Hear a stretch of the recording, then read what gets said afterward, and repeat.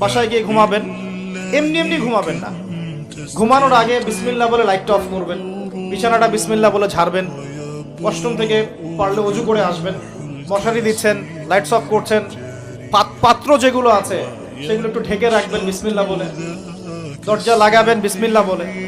এরপর 3 বার পড়বেন সূরা ইখলাস একবার, সূরা ফালাক একবার, সূরা নাস একবার, পরে হাত একত্রিত করে ফু দিয়ে গা মাসাহ করবেন। এই কাজটা 3 বার করবেন। একবার আয়াতুল কুরসি পড়বেন, এরপর সূরা বাকারার শেষের 3টা আয়াত পড়বেন। তারপর ডান কাতে পাশ ফিরবেন, বলবেন আল্লাহুম্মা বিইসমিকা আমুতু ওয়া আহইয়া। হাত নেবেন, হাতে গুনতে থাকবেন সুবহানাল্লাহ সুবহানাল্লাহ সুবহানাল্লাহ 33 বার, আলহামদুলিল্লাহ 33 বার, আল্লাহু আকবার 34 বার, ঘুমিয়ে যাবেন। এখন যদি আপনি 6 ঘন্টা ঘুমান, আপনি নবী সাল্লাল্লাহু আলাইহি ওয়াসাল্লামের সুন্নাত অনুযায়ী ঘুমিয়েছেন, প্রত্যেক ঘন্টা ঘুমানোর জন্য আল্লাহ আপনাকে নেকি